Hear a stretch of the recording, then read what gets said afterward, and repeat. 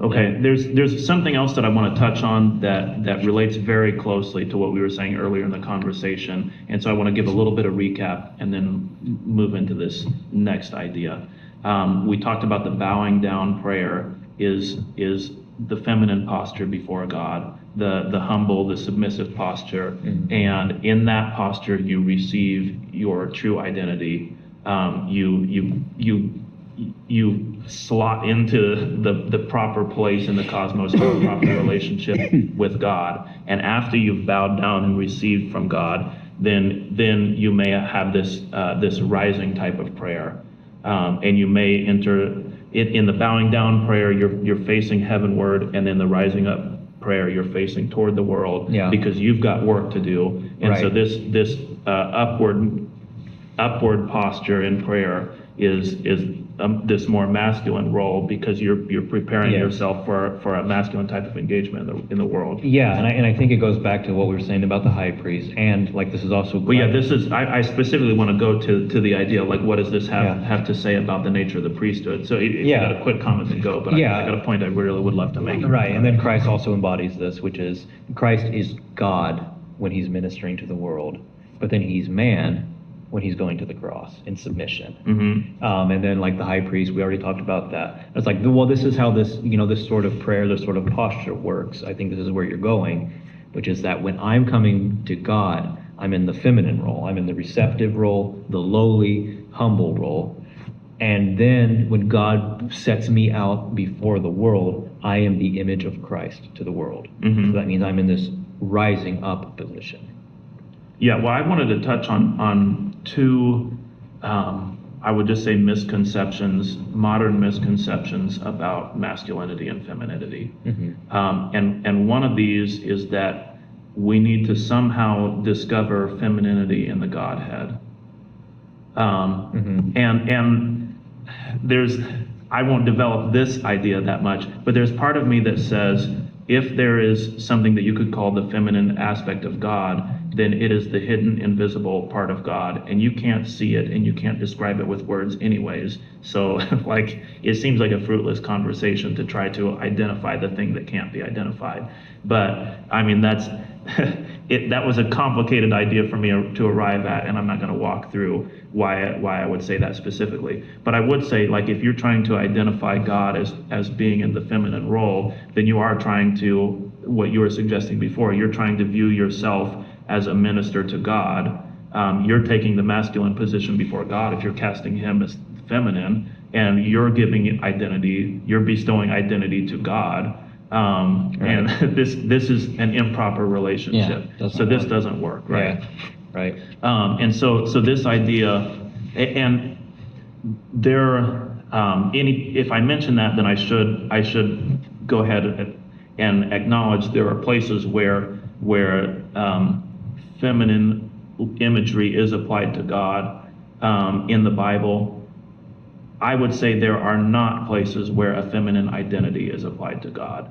And what I mean is, like, you may see instances where God's love and his care for people, gathering under his wings, for example. Yes, there's a feminine element to what's being described there. Even the God as the mother bear defending her cubs, which is very fierce and violent, that's still a feminine image that's applied to God. Like in Genesis, where God hovers over the deep, is actually God is brooding over the deep, like brooding like a mother hen. Right, like that's the actual language. So it's like it is that kind of language. Right. So that type of language does exist. And I think it would be a mistake to dismiss that altogether. But like I say, so you could come up with a list and say, well, this is how many times God is referred to in the Bible in symbolic language that appears to be feminine, which is something. But the number of times that God is called our queen or our mother or our bride, that's zero. Right. God is not, he never ever has a feminine identity applied to him in the Bible. Right. So I think it's a mistake the way that people are trying to that a lot of modern people are trying to say, well, we need to think of God as our mother. Yeah. Well, you do have, well- you do actually have in the Bible Jerusalem referred to as our mother. Right. Yes, and I mean, with Jerusalem or the daughter of Zion or the bride of Yeah. Christ or the bride of God, with these types of images, you have something that you might as well call a divine feminine figure. Right. And that's very important and that you look up to. We better not go too far down this because this is going to be a different discussion. But, Okay, yeah, I mean, there's a limit that I'm not going to go past Right. in this talk, but you do have that. But I suppose if you're not willing to go all out in your submission to God, if you're Yeah. and I don't want to put this all on the physical practice, but if you're not willing to prostrate yourself before God, if you're not willing to receive your identity from God, then I think the bride of Christ just disappears. It doesn't exist anymore. But then you're also going to start trying to get God to submit to you. Yeah, right. And I think that's kind of what you're saying. Yeah, it is. It is because when that I hesitate to say divine feminine figure, but like when that bride of God disappears from your theology, then like what you're saying there, that you need to find some kind of divine feminine somewhere, and you start coming up with this idea that God must be a woman. Right. Or like at least must also be a woman. Yeah, right. Must also. I would say let's go ahead and be okay calling it a divine feminine figure. And then in a later episode we'll explain what that means. Yeah. And why that's okay. Yeah. Yeah. So that thing needs to exist. Oh, I had another point I wanted to touch on with masculinity and femininity, but did you want to add something else to this?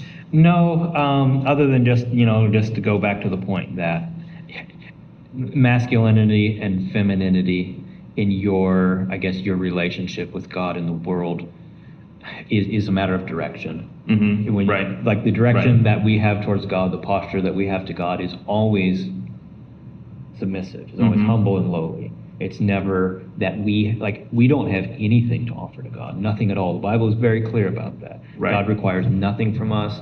He needs nothing. He could do it all without us if he wanted. We don't have anything of ourselves, anything of our own to offer to God. And he tells us repeatedly, I don't want your gifts and your offerings, not if you're doing it that way. Mm-hmm. So we are never in this position where we're the ones doing the giving, we're the ones in a masculine position and in that, that giving position. Mm-hmm. We're always in the receptive position. But we are being transformed into the image of Christ. So as it relates to the world, as it relates to those around us, we find ourselves in the masculine position. Right, and if you're the priest to the world, then that's also that's part of that. There's a masculine image in that as well. Right. So being the priest to the world, which does mean being Christ to the world, but it also means taking the masculine, like you've got a service to offer to the world. Yeah, which and, by the way, so broaden those shoulders and go out and do it. Yeah, by the way, is the reason why you do not have female priests in Christianity. Yeah, and so that's the other point that I wanted to get at, is because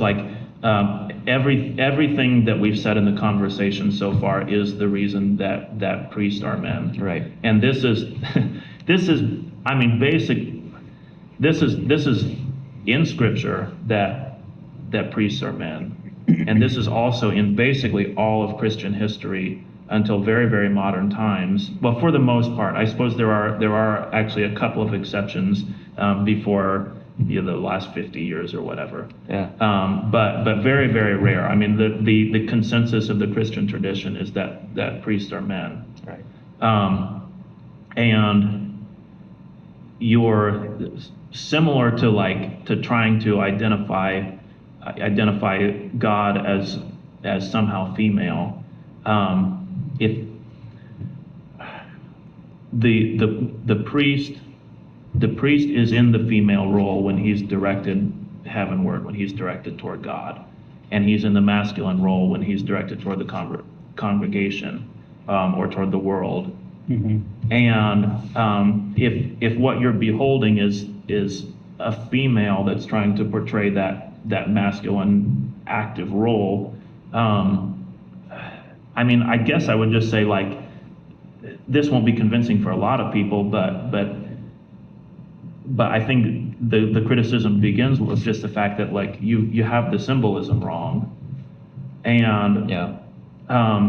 and I think you just wind up with this confused understanding of like, well, I would just go back to the basic embodied image of you have this confused idea of bowing before God and receiving from God, Yeah. and receiving your identity from God, and then turning around and taking on the role of Christ as you face the world. Yeah. I think that's lost, and I think in practice you see that where you have the female that's playing the role of the priest. I think that you just lack this sort of dynamic church that's going out and ministering to the world. Yeah. Maybe you could say you have a church that wants to receive things, but you don't have the church that's going to like take up the cross. Right. And again, just like do the will of God. Right. Yeah, the receiving of things from God has a purpose. So that's so you can in turn and give those things to others. Yeah, so like tying this back to embodied practice. Sorry, you can probably tell I'm starting to get moving because I have something I want to say.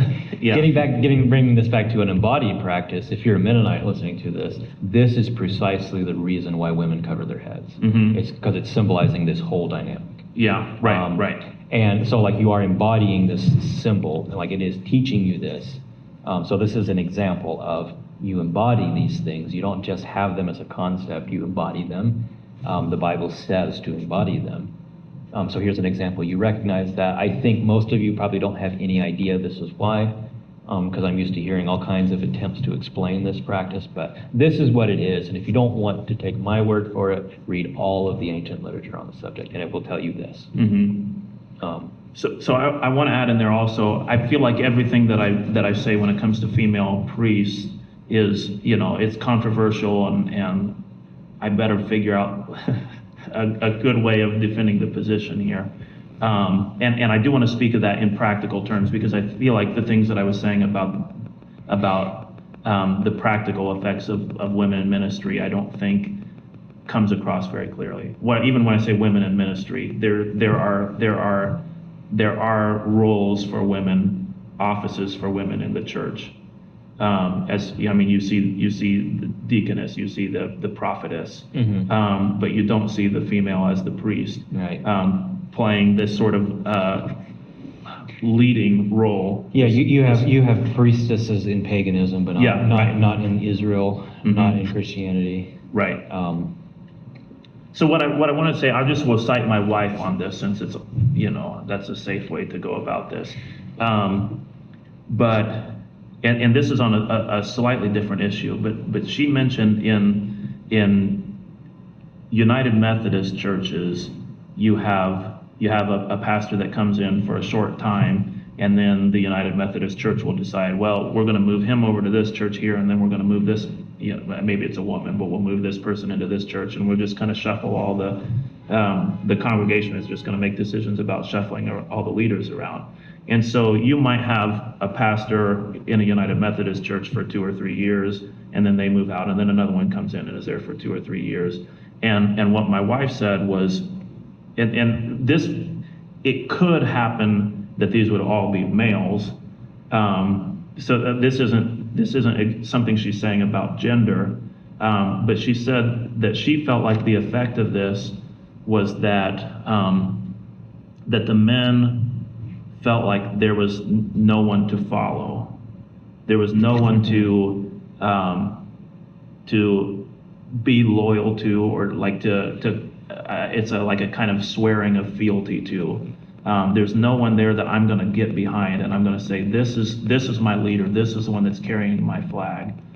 And as a result, again, this was my wife's perspective, the men are just not very involved. And so you have like this inner circle of women that's making all the decisions and kind of running the church, because the the pastoral leadership is just so temporary that they can't be running things. Right. And so again, you have like the men that just kind of disappear from it.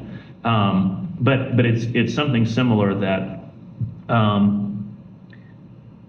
it is unusual and not impossible, but it is unusual for a woman to be able to play that kind of leadership role for men, where they say, this is the person that I'm going to follow, this is the person that I'm loyal to. And it's just very difficult to be able to say that because she's a woman. Because like, you know, if you're a married person and you're saying like, I am loyal to this woman here and she is my leader, I mean, like, you're just like that kind of declaration itself puts you in kind of shaky territory. Mm-hmm.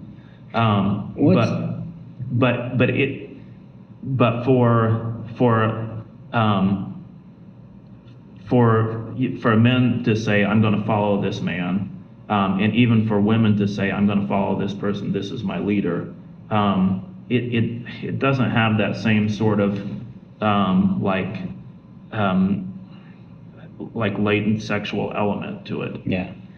What's the is it the prophet Deborah that Yeah, I'm thinking of? yeah. Mm-hmm. One of the things that when you read that account, This, before you say this, I just will say, like, people will bring up the story of Deborah to say, look, see, women can be priests and they can be leaders in the church. Yeah. But yeah, go ahead Well, with that misconception. what I was going to say is one of the things you can't help but miss in that account is that all the men in the Mhm. story were not doing what they were supposed Well, like Right, also like right. there is a man in the story who was called by God to be the judge of Israel. Yes. And he just like sat back and didn't do it. Right. Yeah, Barak was his name. Right.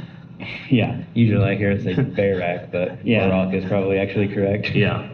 But that's the idea you get. That like if you read that story, like, Yeah, so and all your Deborah says, I will do this, And it's but it will be to your shame Right. because God will deliver Yeah. the enemies into the hand of a woman. yeah, you can't read that story and not get the impression that Right. the Right. men were not doing, I were not think- playing the role of I think priest. that story does tell you at least that there is a possible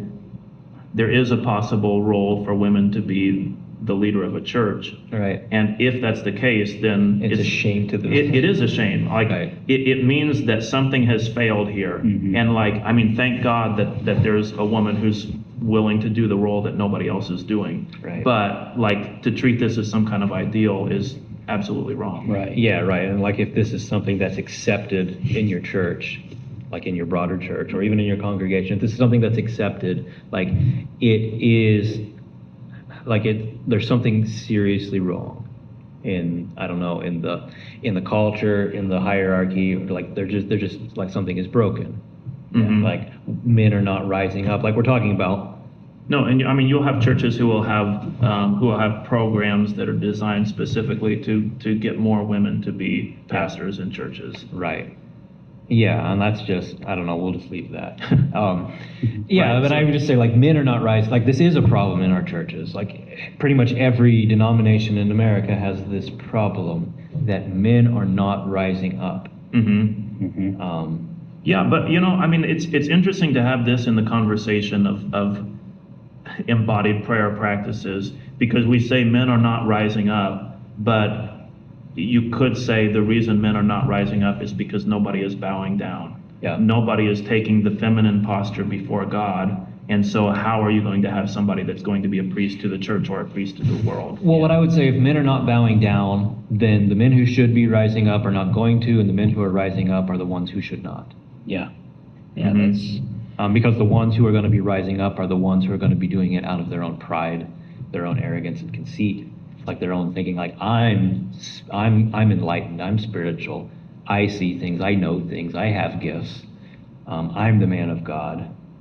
This is coming from a position of pride, and it's probably I would imagine like they're probably always, here you go, God, here you go. It's Yeah. like no, like that's not correct. right. Um, That's, it's interesting because, talking about this idea of embodied prayer and things like that, and, leadership problems, and what's very, like David said, very prevalent in the Western church. Like, Right. every denomination suffers from this. And I recently watched an interesting podcast interview. I think it was Father Stephen Damick that did it. Am I saying his name right?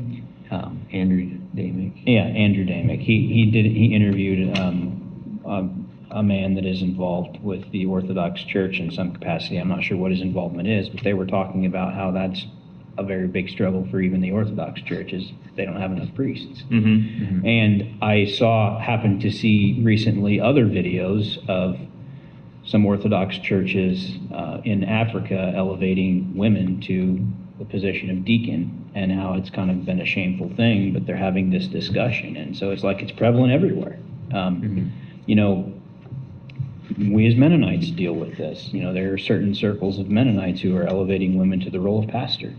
And it's a shameful thing, Mhm. but it's like in those situations, you don't want to look at you really don't want to look at the woman directly and say you're evil and you're the problem. Right, yeah. You can't look at it Yeah, that way. well, I mean, like I say with that story of Deborah that you bring up, it does show you that there's a place. I mean, Deborah is considered by the scripture to be a hero of Yeah, faith. yeah, So right, She right. did nothing wrong. Right, yeah, like I say, I mean, if there's total failure of the men to take leadership, then thank God that there's a woman that is willing. Yeah. Right. Yeah. So like talking about this in terms of like, I guess the actual conversation is about prayer, Mm-hmm. believe it or not. Yeah, no, I mean, to me, this is. This is where it that- plays that- out, though. that- Right, no, it that is. This conversation unfolded in this way is very fascinating to me. Right. So That this all like stems from again, like take that feminine posture toward God. And I always think of submission, and I have tended to think of submission as being a submission to the love of God. But in our conversation here, I keep stressing that what's going on, and I mean, partly the reason I stress this is because of bodily experiencing prostration before God, then it seems like the best way to describe that submission is that Right. you are receiving your identity from God.